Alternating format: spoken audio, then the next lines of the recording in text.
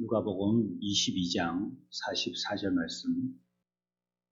예수께서 힘쓰고 애써 더욱 간절히 기도하시니 땀이 땅에 떨어지는 핏방울 같이 되더라. 아멘. 한 3일간 지금 이제 계속 저녁 기도회 하면서 여기 겟세마네 기도의 장면을 공부하고 있습니다. 작년에도 이 제목으로 살펴봤던 것 같고요. 겟세마네 기도에 대한 어떤 성격이나 특징 같은 것들을 살펴봤는데 이번에는 조금 더 자세하게 알아봐야 되겠다는 생각에 다시 같은 주제를 가지고 말씀을 생각해 보게 됐어요. 짧게 정리하고 오늘 말씀 생각해 보겠습니다. 우리가 월요일날 생각했던 건 첫 번째 주제는 예수님이 겟세마네라는 동산 이름이죠. 고개나 이렇게 조그만 나지막한 언덕 같은 산 이름이 겟세마네. 우리 여기 뭐 정병산, 여기 뭐 태복산 이거 나지막하잖아요. 구두 신고 올라가도 될 만큼 낮은 산이거든요. 태복산. 저쪽으로 가면 뭐 불모산, 뭐 큰 산들이 있는 것처럼 그런 산에 기도하러 가신 거예요. 겟세마네라는 그 산 이름이에요. 이제 여기에 가셨을 때 제자들을 데리고 가셨잖아요. 제자들을 데리고 갔는데 제자들이 한 역할이 무엇이었는지를 생각해 본 겁니다.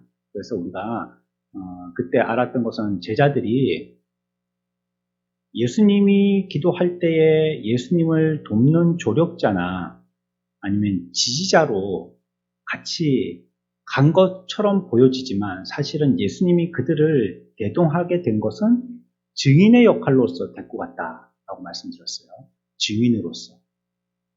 예수님이 어떤 일을 하고 계신지 지금 무엇을 하고 계신지에 대해서 이 제자들이 보게끔 하는 이 증인의 역할로서 데리고 갔다 말씀드렸고 어제 우리가 생각했던 말씀은 이 땅에 인간의 몸으로 나심부터 벌써 예수님은 고난의 시작이셨죠.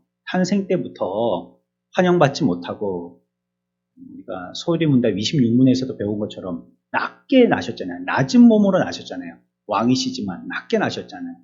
그래가지고 말밥통에서 누이시고 사람들한테 환영받지 못하고 오히려 죽음을 피해서 도망 다니셔야 됐고 이런 나심이었잖아요. 이것 자체가 고난이셨지만 절정의 고난은 우리가 지금 이 즈음에 고난주간의 이 즈음을 생각하는 것 같은 예수님의 십자가의 고난인데 그 고난의 연장선에 있는 예고편 같은 것을 겟세마네의 기도라고 생각을 하고 있는 거예요. 겟세마네의 기도에서부터 절정의 고난이 시작됐다라고 생각하는 거죠. 왜냐하면 예수님이 기도하시는 기도의 내용이 그런 표현들이 많으니까 우리가 살펴본 대로 내가 죽게 되었다고 예수님이 그렇게 고백하시면서 기도하시잖아요. 근데 이런 장면이 이런 말씀을 한 적이 없단 말이에요. 죽은 자를 오히려 용기를 갖게 하고 살리시는 이런 일을 하셨지 자기가 기도하면서 내가 지금 너무 고통스러워서 죽게 됐다고 이런 말씀은 어디에도 한 적이 없으시거든요. 그러면서 기도를 갖다가 3번이나 제자들에게 와갖고 깨워서 기도하라고 그러니까 우리가 인간적으로 보기에도 야 힘들긴 힘드신가 보다. 우리들한테 기도를 다 부탁하시고 이렇게 느낌이 오니까요. 그러니까 이때부터 최절정의 고난이 시작되었다라고 생각하기가 쉽다는 거죠. 우리가 어제 생각했던 거 물론 그걸 부인할 수는 없는 것이지만 그때도 고통이 있긴 있지만 더 집중적으로 봤던 것은 그것은 겟세마네의 기도는 하나님이 모든 인류에게 범한 죄에 대해서 진노하시는 그 진노에 대하여서 그리고 그들에 대한 구원에 대해서 예수님께 협상하시는 위치거든요. 겟세마네라는 동산이. 이렇게 할래 안 할래. 그러니까 부동산 매매하러 부동산 가게 간 거예요. 그래갖고 도장 찍고 이 아파트 사실 거예요? 안 사실 거예요? 그거 하는 거예요. 지금 겟세마네에서. 그래서 도장 찍고 돈 건네주면 그러면 이제 그 물건은 우리 물건이 되는 거예요. 겟세마네 동산은 그런 상황이라고 생각하시면 좋겠다고 말씀을 드렸어요. 만약에 이때에 예수님이 예스라고 얘기 안 하시고 하나님 내 정말 피하고 싶고 안 하고 싶고 싫어요. 그렇게 고백하셨잖아요. 하실만 하시면 이 잔을 내게서 옮겨달라고 말씀하셨잖아요. 그 말이 그 말이거든요. 나 하기 싫은데 이게 안 할 수 있나요? 이런 거거든요. 그냥 우리식으로 쉽게 표현하면. 그리고 진짜로 예수님이 우리가 상성 속에 생각하는 것처럼 안 하시게 됐다. 예수님이 십자가를 안 지시기로 그때 계약서에 도장을 안 찍었다. 그러면은 십자가의 고난도 없는 겁니다. 우리가 매 해마다 이 고난의 주간 부활절 전에 고난의 한 주간에 예수님이 뭐 어떻게 고난 당하셨지, 뭐 어떻게 힘드셨지 이런 거는 이제 생각할 필요가 없는 전혀 상황이 바뀌게 되는 거예요. 그런데 그때 겟세마네에서 예수님은 그렇게 하겠다라고 결정을 하시는 기도를 했기 때문에 그래서 골고다에서 고난이 최절정의 십자가의 죽음이 있으셨던 거예요. 그래서 겟세마네라는 곳은 이러한 하나님 앞에 기도하는 예수님으로서 계약서에 도장 찍는 시간이다. 이 시간. 도장 찍었죠? 그러면 아파트가 내 주머니에 들어온 건 아니잖아요. 하지만 도장 찍음과 동시에 효과가 생기는 거예요. 아직 전 주인이 짐을 거기다 다 놔두고 살고 있지만 도장 찍으면 저건 우리 거예요. 아니면 아예 찍지를 말든지. 그러니 예수님의 십자가의 고난은요, 최종적으로 겟세마네에서도 결정됐다라고 얘기해도 그게 과한 게 아니에요. 그때 결정된 거예요. 이미 효과 있게 시작됐어요. 도장 찍었기 때문에. 어제 우리가 그거 생각했습니다. 오늘은 이 겟세마네 예수님께서 이 동산에서 기도하실 때 기도의 내용들을 조금 살펴볼 거예요. 어떤 것들을 기도했는지. 먼저 이 겟세마네 기도의 중요성에 대해서 생각하기 전에 몇 가지 우리가 좀 알고 있는 부분을 다져야 할 내용들이 있어서 그것부터 먼저 좀 짚고 넘어갑니다. 예수님이 기도하시는 이 기도가 특히 이 겟세마네에서 기도가 어떤 좀 특징이 있을까 하는 거죠. 첫 번째는 예수님은요 기도하시는 분이셨다는 걸 기억하는 게 좋습니다. 중요합니다. 예수님은 기도하시는 분이시다. 이건 뭐 그 특별하지도 않죠. 예수님이 기도한다니까. 예수님이 늘 기도하셨으니까. 그런데 이거 생각해 보십시오. 우리야 기도하는 게 특별하지 않죠. 아니, 우리는 어쩜 특히나 기도해야 될 자들이죠. 우리들은 뭐 부족하고 연약하니까 모순투성이에다가 결핍의 투성이니까 뭐든지 구할 수밖에 없는 거잖아요. 짐승 새끼가 어미가 없으면 죽듯이. 그렇죠? 우리도 아기가 나가지고 부모가 없으면 뭐 하루도 못 살고 죽잖아요. 그것처럼 그냥 다오 할 수밖에 없는 존재들이에요. 우리는. 하나님 앞에 달라고 기도할 수밖에 없는 존재지만 예수님이 기도하셨다는 것은 성질이 다른 겁니다. 예수님은 사람의 몸을 입고 이 땅에 오셨지만 그 본성은 뭐예요? 하나님이시거든요. 근데 그 말은 하나님이 기도하셨다는 거예요. 하나님은 완전하시고 말씀으로 천지를 다 지으신 분이신데 그분이 기도하셨다는 거예요. 이게 우리가 기억해야 할 바라는 거예요. 그래서 예수님은 기도의 사람이셨다는 것은 너무나도 보편적인 원리 같지만 이것은 굉장히 쇼킹한 거예요. 충격적인 거예요. 예수님이 기도하셨다는 것은. 5,000명을 먹이신 후에 많은 사람들이 5,000명이나 따라왔어요. 예수님의 얘기를 듣기 위해서. 예수님이 복음을 설교하실 때 많은 사람들 그때 참 힘드셨을 것 같아요. 요즘처럼 이렇게 뭐 음량기가 있다든지 마이크가 있고 스피커가 있다든지 이러면 살살 얘기해도 될 텐데 맞죠. 근데 뭐 5,000명을 갖다가 다 듣게 하려면 얼마나 큰 소리로 외치셔야 됐겠어요. 여하튼 뭐 정확하게는 모르지만 5,000명 정도쯤에 모였던 것 같습니다.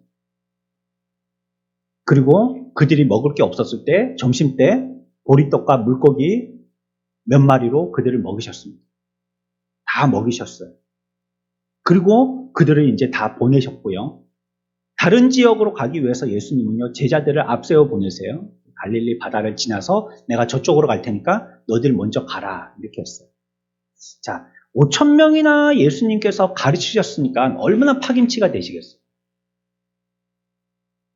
5,000명이나 있는 사람들 한 사람에 한 명이라고 생각하면 1대 5,000이라면 그 에너지는 자기에게서 5,000명을 들릴 정도로 에너지가 나와야 되는 거잖아요. 얼마나 힘이 드셨겠어요? 그렇다면 제자들이 건너편 마을로 강을 건너갈 때에 예수님은 어디 좀 여관방에 들어가서 조금 주무시고 가셨나? 같이 안 가셨습니다. 생각할지 모르지만 성경은 거기에 대해서 뭐라고 설명하고 있냐면 그동안에 예수님은 또 뭐하러 가셨어요? 기도하러 가셨어요. 5천 명이나 가르치고 나서 그 기적을, 오병이어의 기적을 나타내시고 나서 피곤해서 파김치가 돼가지고 어디 뭐 나무 그늘 밑에 가고 한숨, 오침을 취하신 게 아니라요. 또 기도하셨다는 거예요. 그 자리에서. 해가 저물 때까지 기도하셨다고 했거든요. 그런데 예수님은 언제 나타나시냐면 갈릴리 호수를 지나가고 있는 제자들의 울부짖음 가운데 나타나시게 됩니다. 그 시간을 밤 사경이다 이렇게 성경은 얘기해요. 사경은 새벽 3시에서 6시 사이입니다. 이 말은 예수님이 기도하실 때 그때까지 기도했다는 거예요. 저녁밥 먹으러 다 보내고 점심은 먹였잖아요. 설교 들으러 온 사람들한테 500여 기적 일으키셔갖고 그 사람들 먹였잖아요. 그리고 조금 더 설교를 하셨겠죠. 그리고 이제 저녁 먹을 때쯤 되니까 해가 질 쯤 되니까 다 보내신 거예요. 그리고 기도하기를 시작하셔가지고요. 새벽 3시에서 6시 사이 한 4, 5시 정도까지 기도하신 것 같아요. 그때까지 기도하신 거예요. 안 쉬시고 계속 기도하신 거예요. 그리고 그때 예수님께서 제자들 앞에 막 울고 이제 죽겠다고 떨고 하는 그런 모습에 있을 때 바다 위를 걸어오셨죠. 그리고 자연을 잠재우시고 그들에게 평안을 허락하여 주셨죠. 그때까지 기도하신 거예요. 그리고 예수님은요, 12명의 자기의 제자들을 선택하실 때 그 성경의 말씀도 보면 기도하고 하셨다라고 설명하고 있어요. 기도하고.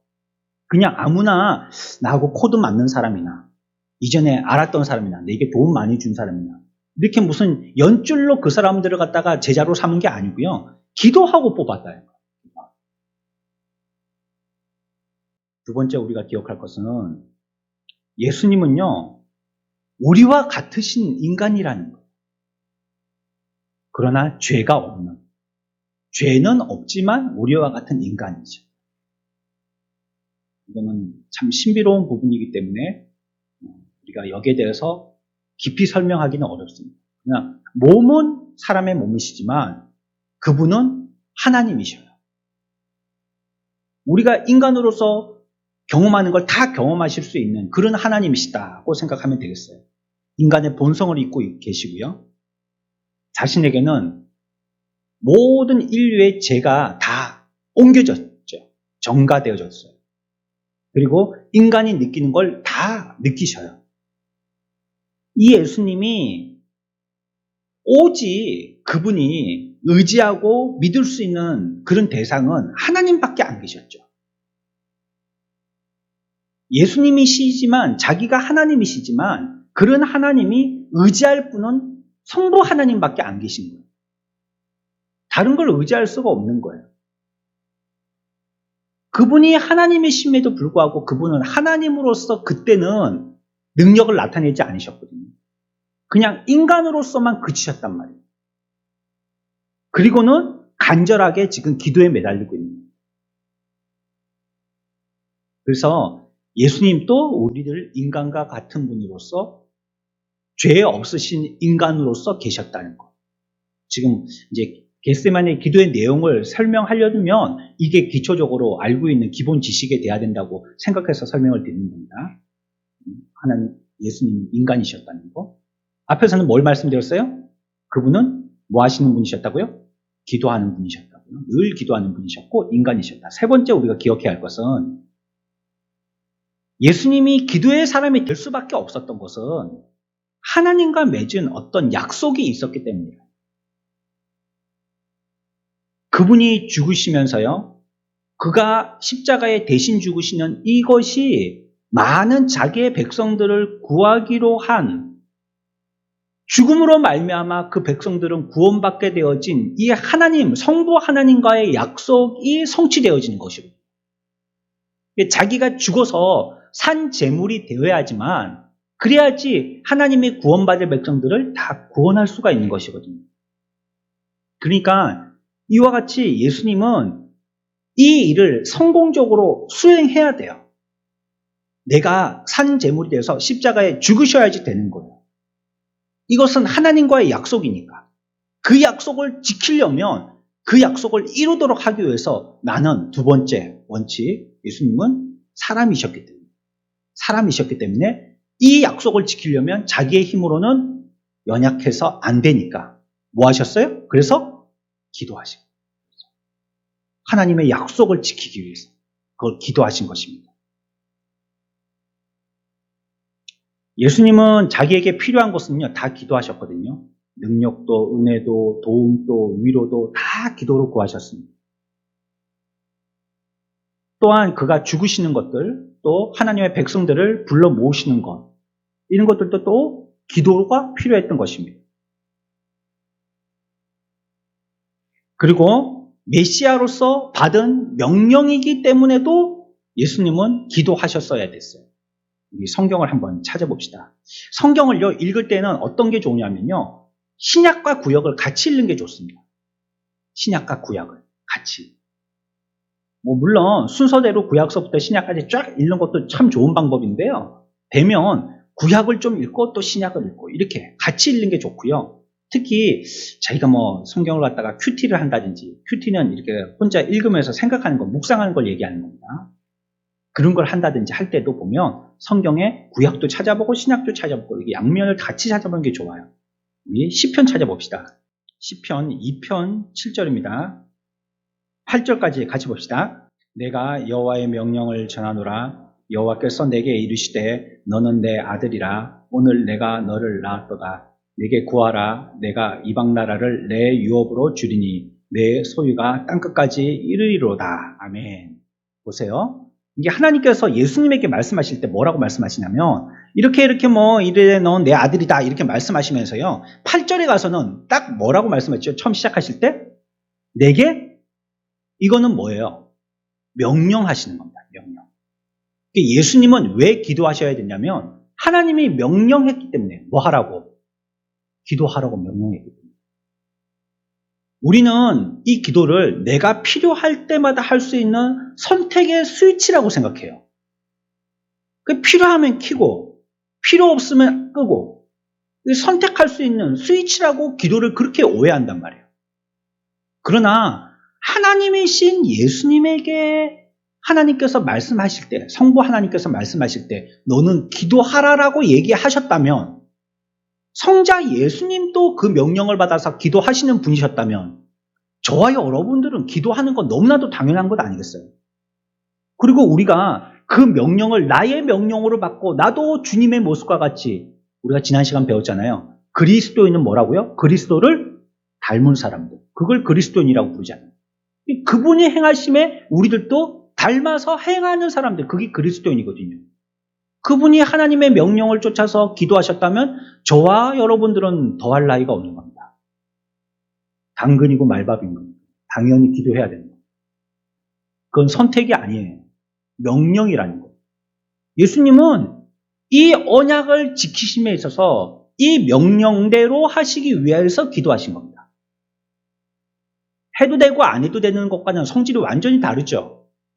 어쨌든지 이 명령을 수행하려면 구원도 구원이고 명령도 이 기도의 명령도 잘 받들어야 되니까 구원을 위해서 낮에 백성들에게 복음을 전하고 밤으로는 또 기도하러 산에 올라가지고 이런 삶을 사실 수밖에 없었던 거죠. 네 번째,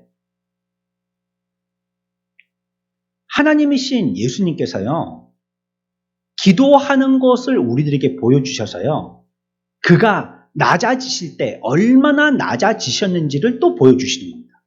앞에서 설명드린 것처럼 기도라는 것은 어떤 사람들이 하냐면 부족하거나 연약한 사람들이 합니다. 여러분들이 아무것도 남부러울 것이 없다.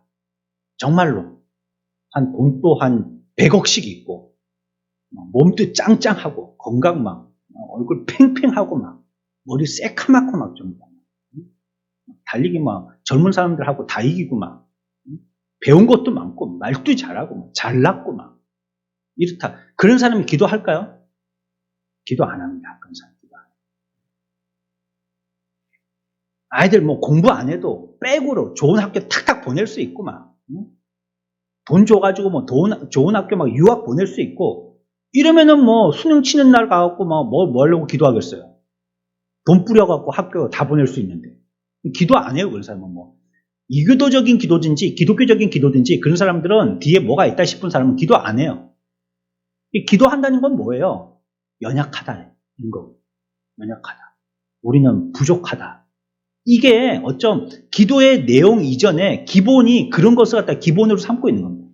나는 연약합니다. 나는 부족합니다. 그러니까 기도의 자리로 나오죠. 그분은 하나님이시지만 낮아지신 하나님, 종이신 하나님. 그게 예수님의 별명이시잖아요. 예수님은 자기의 이러한 부족과 연약함, 이거 기도 안 해도 됐었어요. 왜냐하면 인간적으로 설명하면 그렇다는 거예요. 왜 기도 안 해도 되냐면 예수님은요, 사람이기도 하시지만 또 하나님이시거든요. 그러니까 자기에게 있는 신성을 활용해서 그 능력으로 얼마든지 부족과 연약함을 채울 수가 있었던 분이에요. 했잖아요. 오병이요. 그러니까 떡 5개 하고 물고기 2마리 가지고 5,000명을 먹이셨다는 거예요. 이게 우리가 보통 사람이 할 수가 없는 거잖아요. 근데 그분은 하나님이시기 때문에 한 거거든요. 이거 보면 기도 안 해도 뭐 척척 박사 모든 걸 갖다가 일사천리로 다 하실 수 있는 분이에요. 얼마든지 그의 신성의 능력을 가지고 인성에게 필요한 부분들을 채우실 수 있는 분이세요. 그렇지만 예수님은 그렇게 안 하셨다는 거예요. 성경은 그분은 어떤 모습으로 나타나냐면 사람의 모습으로 나타나사 이렇게 하셨어요. 사람의 모습이라는 것이 그걸 얘기하는 거예요. 인성을 갖고 계시다. 인성을 사용하셨다. 이걸 얘기하는 것입니다. 하나님이 하나님의 특권을 나타내지 않으셨다는 겁니다. 하나님은 자기의 신성적인 하나님의 모양을 감추시고요. 종의 형체만을 드러내신 겁니다. 예수님은 자기의 낮아지심을 통해서 자신을 비우셨고요. 오직 성부 하나님께만 그 분을 도울 수 있는 모든 능력이 있었기 때문에 그분에게만 지금 기도하고 요청하고 있습니다. 그러니까 이 낮고 천한 모습으로 얼마까지 낮고 천해지셨냐면 자기에게 충분히 활용할 수 있는 신성을 활용하지 않을 정도로 낮고 천해지신 거예요. 그리고 우리와 똑같이 나는 부족 덩어리예요, 연약 덩어리예요 고백하면서 하나님 앞에 기도하시는 장면이 바로 겟세마네의 기도의 장면입니다. 이게 기본이 되신, 이걸 기본으로 삼고 계신 거예요. 겟세마네의 기도는.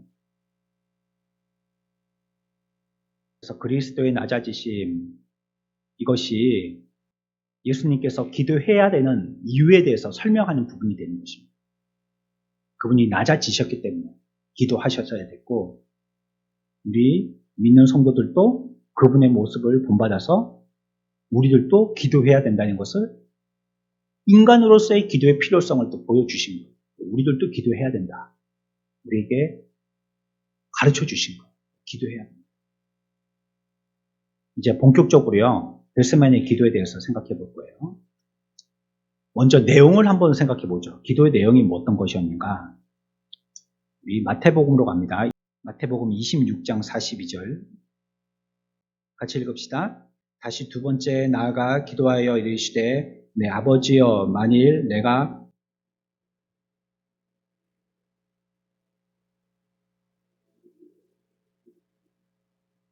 아멘. 아버지여 만일 내가 마시지 않고는 이 잔이 내게서 지나갈 수 없으면 아버지 원대로 되기를 원합니다. 이 말을 우리가 조금 수동적으로 생각해서요. 그냥 포기하고 따르겠습니다. 이런 말로 이해할 수 있는 거예요. 겟세마네 기도의 내용을 생각하고 있습니다. 아유, 그냥 나 안 했으면 좋겠는데 그냥 뭐 아예 모르겠어요. 그냥 해보죠. 뭐 그러면 해봅시다. 뭐 도망갈 길도 없고 뭐 하는 수밖에 없잖아요. 뭐 이렇게 우리가 생각하는 것처럼 뭐 그런 식의 얘기가 아닌가. 42절이 이렇게 생각할 수 있어요.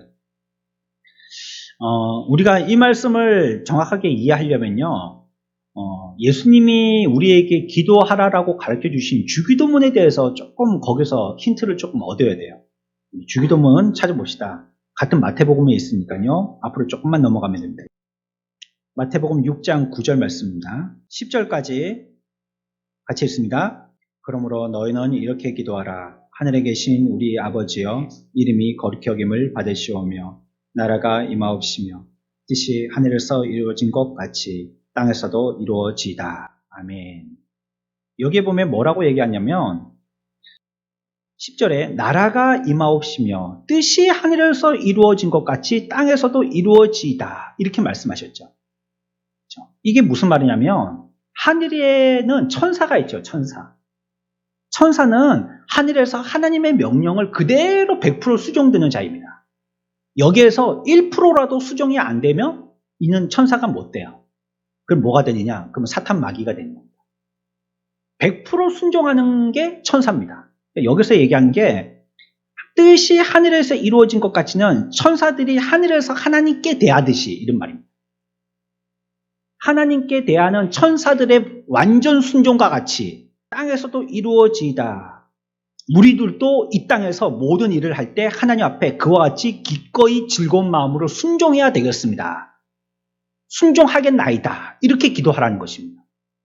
하늘에서 천사가 그렇게 순종하듯이 우리들도 하나님께 순종하는 자가 되게 해달라고 그렇게 기도하라는 거예요. 그게 지금 주기도문의 6장의 9절 10절의 말씀입니다. 예수님도 하나님의 뜻이 반드시 이루어져야 된다는 것을 지금 갈망하고 표현하고 계신 거거든요. 그래서 예수님의 기도도 피땀의 기도다 이렇게 우리들에게 설명하고 있습니다. 그러니까 이 기도가 그냥 나 모르겠어요 그냥 뭐 대충 알아서 해주세요 그냥 하나님 나 몰라요 뭐 그냥 대충 하고 말래요 이런 기도가 아니라 이 성질의 기도가 그렇게 기도하여서 주기도문을 가르쳐 주셨던 것처럼 나도 그렇게 되기를 간절히 바랍니다. 그래서 앞에서 얘기했던 아버지의 원대로 되기를 원합니다. 이것은 모르겠어요. 알아서 하세요가 아니라 정말로 그렇게 순종하는 사람, 주기도문의 내용과 같이 정말로 그렇게 순종하는 사람이 되기를 원합니다. 이 뜻입니다. 진짜로 그렇게 되기를 원합니다. 아버지의 뜻대로 되기를 정말로 원합니다. 이 땅에서 천사가 순종하듯이 우리들도 내가 하나님의 우리에게 주신 그 언약대로 철저하게 그 말씀대로 순종되기를 원합니다. 이 뜻입니다. 그래서 이 말씀은 굉장한 갈망이 있는 것입니다. 아무렇게나 해보십시오가 아니고요. 내가 그렇게 정말 그렇게 됐으면 좋겠어요 하는 이런 갈망을 얘기하고 있는 것입니다. 그러니까 그 기도를 할 때 그와 같이 피가 땀방울로 변하는 기도가 되어질 수 있었던 것이겠죠. 마태복음 26장 42절에 다시 갑니다. 이 잔이 내게 지나가지 않는 것이 아버지의 뜻이니까 내가 기꺼이 그걸 마시겠습니다. 이 말이 되는 겁니다. 이 뜻은 42절은. 하나님께서 내게 지나갈 수 없게 내가 그걸 마셔야 되는 것이 하나님께서 진짜 원하시는 것이니까 내가 그걸 하겠습니다. 내가 그걸 기꺼이 즐거운 마음으로 마시겠습니다. 이런 거예요. 그러니까 내가 하는 방법이든지 내가 그것을 취하는 그 마음의 태도든지 이것을 100% 하나님의 뜻을 다 이루겠습니다. 그것입니다. 그러니까 하시든지 앞에서 제가 설명드린 것처럼 안 될 걸 어떻게 하겠어요? 그럼 한번 해보시든지요. 이렇게 반쯤 좋고 반은 기분이 털털하고 이런 마음으로 수용한 수용도 아니고 또 이 하나님이 우리들에게 주시는 방식에 대해서도 십자가에 너 죽어야 돼.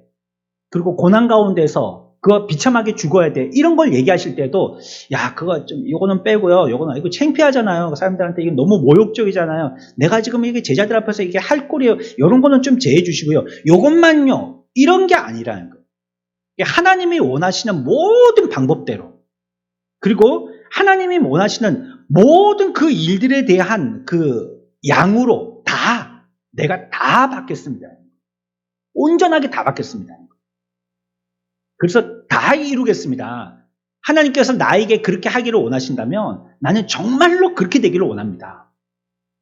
이 말씀이 42절의 말씀입니다. 만일 내가 마시지 않고 이 잔이 내게서 지나갈 수 없거든 아버지의 원대로 되기를 원합니다. 그 말이 그 말입니다. 이 말은 절대적으로 하나님이 우리에게 하시려고 하시는 일들에 대해서 예수님은 찬성하고 지지하고 그렇게 되기를 원한다는 것입니다.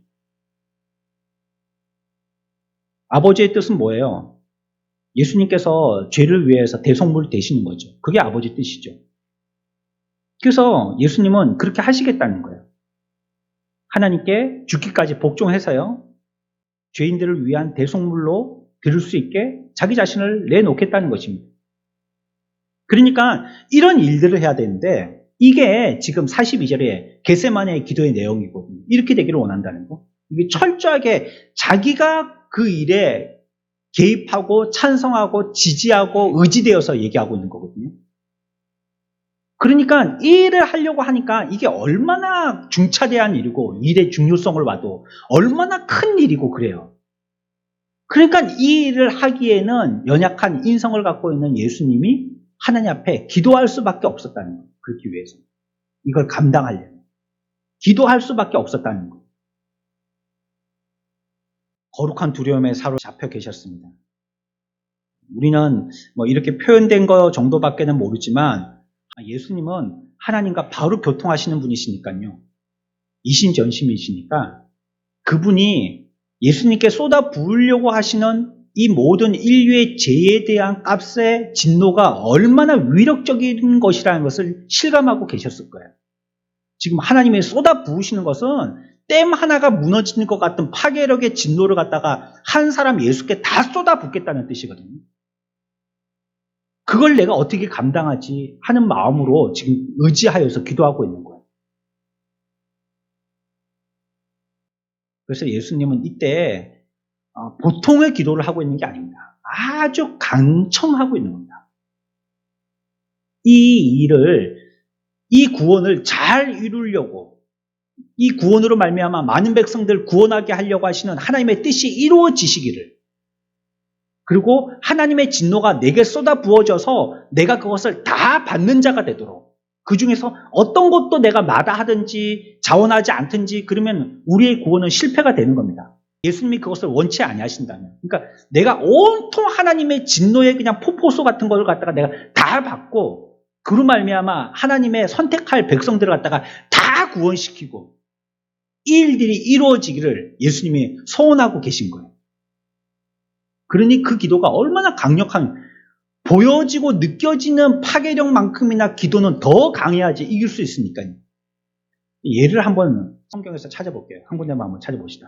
이제 시간이 없으니까요. 시편 69편 1절 봅시다. 예수님의 간청, 강력히 부르짖는 걸 어떻게 하고 계신지 우리가 볼 수 있습니다. 69편 1절부터 3절까지 함께 해봅시다. 하나님이여 나를 구원하소서. 물들이 내 영혼까지 흘러 들어왔나이다. 나는 설 곳이 없는 깊은 수렁에 빠지며 깊은 물에 들어가니 큰 물이 내게 넘치나이다. 내가 부르짖음으로 피곤하여 나의 목이 마르며 나의 하나님을 바라서 나의 눈이 쇠하였나이다. 아멘. 13절, 18절까지 봅니다. 여호와여 나를 반기시는 때에 내가 주께 기도하오니 하나님이여 많은 인자와 구원의 진리로 내게 응답하소서. 나를 수렁에서 건지사 빠지지 말게 하시고 나를 미워하는 자에게서와 깊은 물에서 건지소서. 큰 물이 나를 휩쓸거나 깊음이 나를 감싸지 못하게 하시며 웅덩이가 내 위에 덮쳐 그곳에 입을 닫지 못하게 하소서. 여호와여 주의 인자심이 선하시오니 내게 응답하시며 주의 많은 긍휼에 따라 내게로 돌이키소서. 주의 얼굴을 주의 종에게 숨기지 마소서. 내가 환난 중에 있사오니 속히 내게 응답하소서. 29절 같이 봅니다. 오직 나는 가난하고 슬프오니 하나님이여 주의 구원으로 나를 높이소서. 아멘. 물론 다윗의 기도기도 합니다. 그러나 예수님의 기도에 대해서 이 다윗의 입을 통해서 얘기하고 있는 것입니다. 여러분들 한번 가서 찾아보십시오. 시편 22편. 혹시 찾으실 분이 기록하여서 집에 가서 찾아보십시오. 22편 11절 또 14절에서 15절 19절에서 20절 그리고 시편 40편 11절에서 12절 다 찾아봤으면 좋겠는데 시간이 없으니까 못 찾겠고요. 여러분들이 한번 찾아보십시오. 여기 보면 예수님이 기도하시는 게 그냥 겟세마네라는 곳에 가서 상징적으로 기도하는 척하고 오셨다는 게 아닙니다. 정말로 우리 표현으로 하면 창자가 끊길 기도를 하고 오셨다는 거예요. 여러분들 막 소리 지르 기도하면 허리가 아프죠. 막 소리 질러서 기도하고 나면요 허리가 아픕니다. 여기가 막 땡겨요. 꼭 며칠 동안 밥을 못 먹었던 사람처럼 막 땡깁니다. 그 창자 끊기는 것처럼 그렇게 예수님이 기도하셨다. 간절함으로 기도하셨다는 거예요.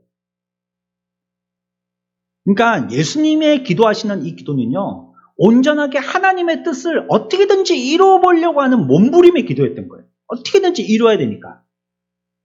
진노의 잔도 내가 받아야 되고, 백성들도 구원받게 해야 되겠고, 근데 내가 여기서 잘못하면 그게 다 망쳐지니까 이걸 잘 감당하도록 하기 위해서 저와 여러분들에게도 그런 겁니다. 하나님께서 우리들에게 어떤 예수님이 당한 고난과 같은 고난의 시기를 주실 때요, 그때 잘 감당해야 되는 겁니다. 그걸 위해서 뭐 해야 돼요? 하나님의 뜻이 이루어지도록 기도하는 겁니다. 고통이 사라지도록 기도하는 게 아니고. 왜 우리가 기도하느냐? 하나님의 뜻을 이루기 위해서 기도하는 겁니다. 돈 벌어서 건강한 사람 돼갖고 뭐 부자 돼서 호의호식하려고 기도하는 게 아닙니다. 주님의 뜻을 이루어 달라고 기도하는 거, 그거 이루라고 그렇게 우리 기도하라고 가르쳐 주셨잖아요. 주기도문이 그거 아닙니까? 어떻게 기도할지를 가르쳐 주신 게 주기도문 아닙니까? 그러니까 하늘의 뜻이 이 땅에서도 이루어지다 우리에게 그렇게 기도하라고 가르쳐 주신 거잖아요. 그러면 우리가 그러한 때 그렇게 기도하라는 말이에요. 고난의 때에도, 아프고 힘들 때에도 예수님과 같이 하나님 이 잔이 없어지게 하여 주십시오라고 기도하지 말고, 내가 그런 생각이 있지만 하나님의 뜻이 간절히 이루어지기를 원합니다. 나는 창자가 끊겨서라도 하나님이 그렇게 하기를 원하신다면 나를 통해서 이루어지기를 원합니다 하고 그냥 피 끓는 기도를 하고 계신 거예요. 이게 저와 여러분들의 기도가 되기를 축원합니다. 이렇게 기도하라는 거예요. 이렇게 우리가 기도한다면 이게 기도예요. 아픔 물러가게, 슬픔 물러가게, 고통 물러가게, 물론 하나님이 그런 거 들어주셔요. 들어주시는데 우리의 기본적인 것은 예수님처럼 이렇게 기도하는 거죠. 우리 그리스도인이니까 그분 닮아서 기도해야죠. 또 어떻게 기도하라고까지 예수님이 가르쳐 주셨으니까 대본 보고 읽으면 되는 거 아니에요. 그게 주님의 뜻을 이루어 달라고 기도하라는 거잖아요. 우리가 기도해야 할 때 그렇게 하라는 겁니다. 주님의 뜻을 이루어 주십시오. 하나님이 이 일을 통하여서 구원되게 하여 주십시오. 하나님의 뜻이 이때부터 해서 성취되게 하여 주십시오. 이거 기도하라는 거예요. 애 소원을 이루어주는 게 좋은 거예요. 부모 소원을 이루어주는 게 좋은 거예요. 애가 엄마한테 뭐 달라고 할지라도요, 엄마애가 해주고 싶은 걸 해주는 게 아이에게는 훨씬 더 좋은 겁니다. 아이는 자기의 수준에서 뭐 500원짜리 장난감, 뭐 불량식품, 그거 먹고 싶어 갖고 저거 달라고 하지만 엄마는 그거 안 줄 때가 있단 말이에요. 왜? 집에 가면 엄마가 영양 듬뿍 담긴 지금 된장국을 끓여놨거든요. 아이는 그거 별로 먹고 싶지 않지만 500원짜리 불량식품 먹고 싶지만 이 집에서 먹는 이 뚝배기의 된장국이 훨씬 그에게 유익된단 말이에요. 그걸 먹어야죠. 그러니까 하나님의 뜻은 우리에게 된장 뚝배기 먹이고 싶은 거예요. 우리가 기도할 때 500원짜리 불량식품 달라고 기도하는 건 온전한 기도가 아니란 말이에요. 그거는 달라고 해서 준들 속만 베리고 입만 베리고 건강에도 안 좋은 거예요. 우리의 기도는 주님과 같이 이 하나님의 뜻이 온전하게 이루어지기를 소원하는 것, 그 주님이 기도하신 것처럼 우리도 기도합니다. 그러니까 이게 힘드니까 겟세마네에서 그렇게 애를 쓰면서 기도하신 겁니다. 그때 하나님의 도우심도 필요하고요, 또 하나님의 은혜도 필요하고요, 하나님의 보호하심도 필요하거든요. 그러니까 전적으로 의지할 분은 하나님밖에 없어요. 우리가 앞에서 원래 4가지 중에서 한 가지 생각했죠. 하나님뿐이 도와주실 수 있는 분이 없어요. 예수님은 하나님께 지금 간구하고 있는 것입니다. 그러니까 예수님의 관심은 뭡니까? 내게서 이 잔을 옮겨달라고 하는 이런 대목을 보고 내가 고통을 당하지 않도록 해달라는 것, 나에게 초점이 맞춰 있는 것처럼 생각하지만 절대 그렇지 않습니다. 예수님의 가장 큰 관심은 어떻게든지 하나님의 뜻을 수행하는 것입니다. 어떻게든지. 이게 예수님의 관심이에요. 기도의 관심은. 그거예요, 그거. 내가 어쩌든지 하나님의 뜻이 이루어지기를 원합니다. 이것이에요. 그러니까 이거 못하거나 실패하거나 흔들릴 수 있으니까요. 그러니까 내가 하나님 의지합니다. 하나님께서 붙들어 주셔서 되게 해 주십시오. 그거 하는 기도가 겟세마네에서 기도하는 겁니다. 이제 기도의 내용은 그런 거고요. 그러면 겟세마네의 기도의 본질은 어떤 것인지 한번 생각해 보죠. 비슷한 내용도 할 수 있겠는데요. 예수님의 기도는요, 끈질긴 기도였고요, 믿음의 기도였습니다. 믿음과 끈질긴 기도였었어요. 신성이 있으시지만요, 인성도 갖고 계신 분이시죠. 그래서 낮아지셔서요, 하나님의 말씀에 순종하셔서요, 믿음으로 사는 것이 필요하셨고요, 믿음이 그것을 가능하게 했어요. 예수님이 믿음의 기도를 하셨다는 것은 그 말은 무엇이냐면 믿음의 기도에는요, 필요한 것이 있어요. 어떤 것이 필요하냐면 이 기도가 믿음의 기도가 되려면 먼저 말씀이 필요합니다. 말씀. 하나님의 말씀. 또 두 번째는 성령님이 필요합니다. 그래야지 믿음의 기도가 될 수가 있는 거예요.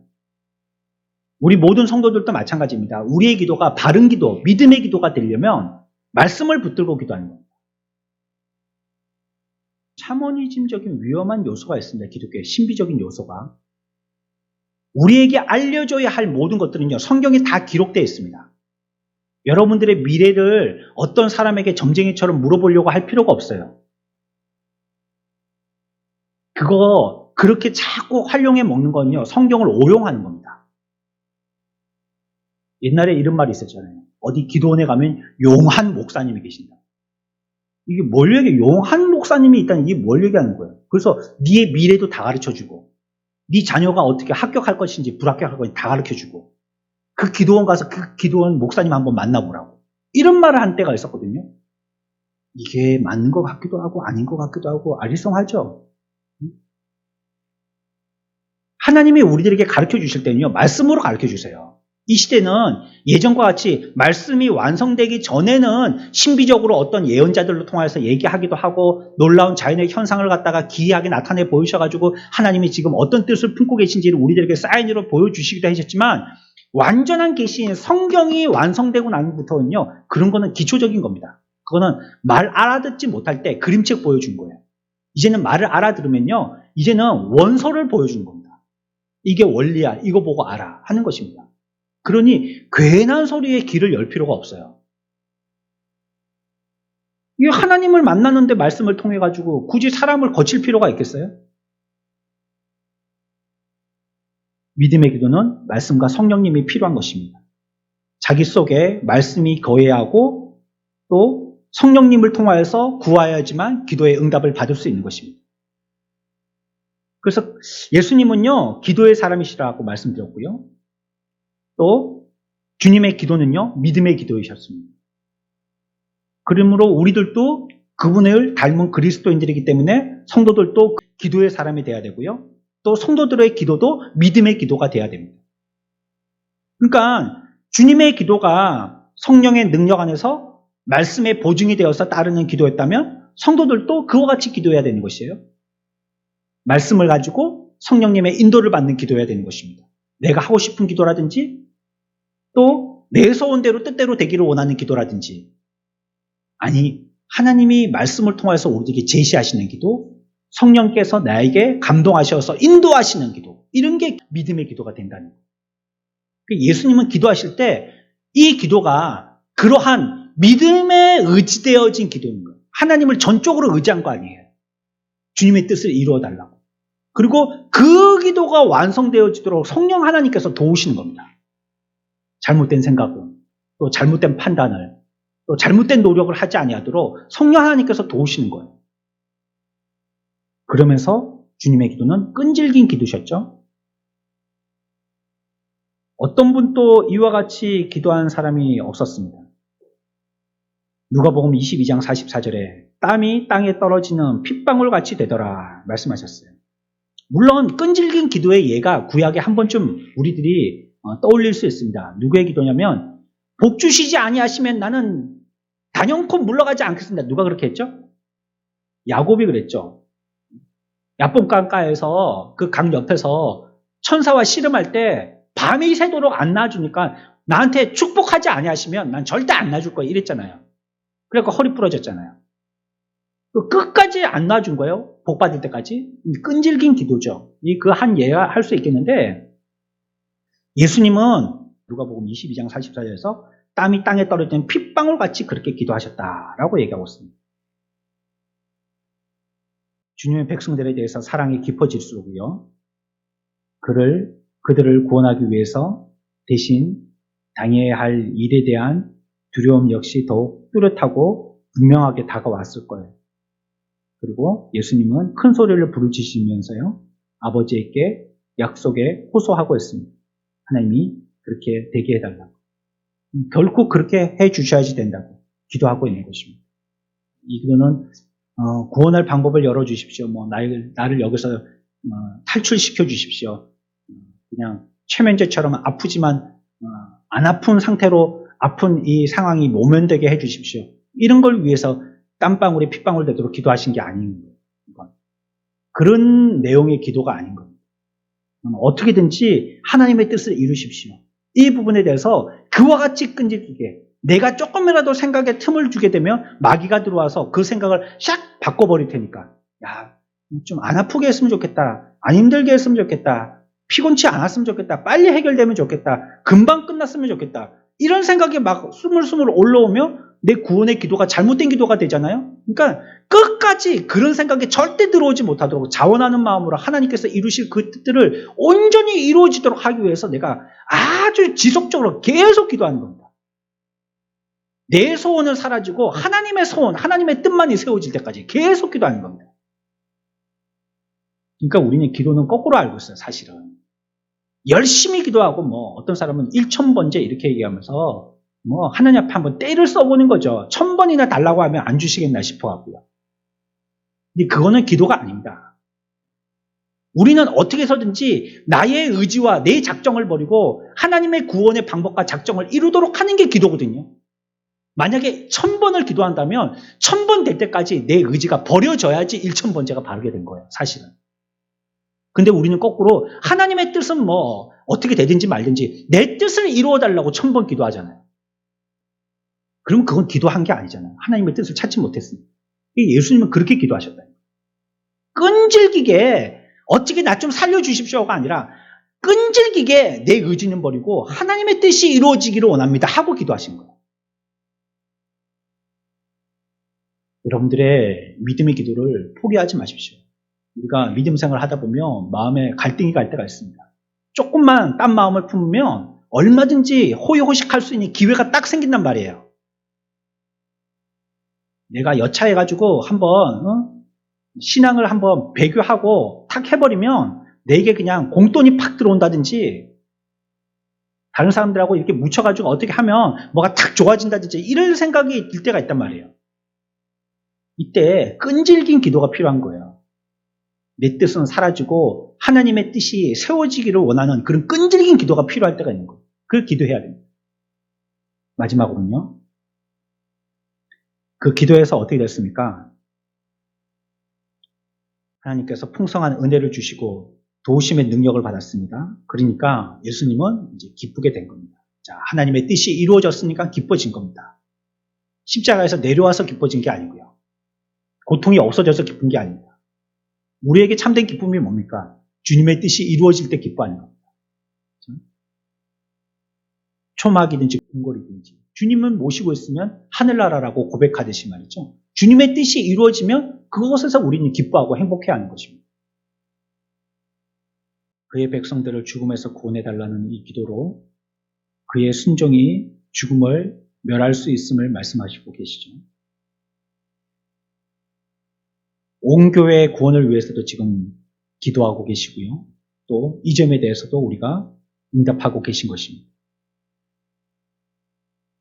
우리가 우리의 자신의 구원을 위해서 기도하지 않는다면 구원이 실패되어진 예수님의 어떤 마지막에 우리가 상상할 수 없는 그런 끝이 머리에 그려지듯이 우리들도 그와 같이 부끄러움과 좌절을 맛볼 수밖에 없을 것입니다.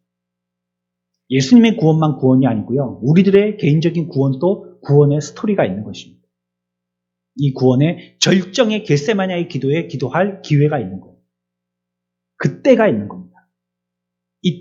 그때 기도하지 않는다면 우리들은 완전히 실패하고 마는 겁니다. 우리의 구원은 완전히 초전박살나고 마는 겁니다. 하나님의 아들이 눈물과 부르짖음으로써 간구하는데 우리가 힘써 기도하지 않는다는 것은 말이 안 되는 거고요. 그 사람은 예수 안 믿는다는 뜻입니다. 우리도 기도에 응답받고 믿고 또 더 큰 기도의 응답으로 나가는 자가 돼야 되는 것입니다. 겟세마네의 기도는 그런 것입니다. 겟세마네의 기도는 그냥 십자가만 바라보고 잘 참아야 되겠다. 예방주사 맞기 바로 뒤에 있는 학생이 앞에 주사 맞는 애 보고 아유 어떡하지 나 뭐 아픈 주사 못 맞는데 이러면서 콩콩거리고 안 봐야지 뭐 이러고 있다가 그리고 주사 맞는 것처럼 겟세마네의 기도가 마치 십자가에 달리시기 직전에 최면제 한 잔 마시는 것처럼 마취제 한 잔 마시는 것처럼 그렇게 아유 안 아팠으면 좋겠다 이걸 소원하는 기도가 절대 아니라는 거예요. 겟세마네의 기도를 오해하지 마십시오. 어쩜 그렇더라도 하나님의 뜻이 이루어지기를 원합니다 한 것이 겟세마네의 기도입니다. 그렇다면 이 시대를 살고 있는 저와 여러분들 주님 닮아서 겟세마네의 기도를 하는 저와 여러분들의 삶들이 되시기를 축원합니다. 하나님의 뜻을 이루시고 그분이 뜻을 이루어 주신다면 구원은 완성되어지는 겁니다. 하나님이 이루실 하나님의 뜻들을 이루셔 나가실 것입니다. 우리가 기억하고 우리의 삶 가운데 이 고난주간에 겟세마네의 기도를 묵상하면서 기도를 이와 같은 원리대로 기도하여서 우리의 삶을 통해서도 끝없는 하나님의 우리에 대한 구원의 전개들이 이루어져 나갈 수 있는 복된 성도들 다 되시기를 축원합니다.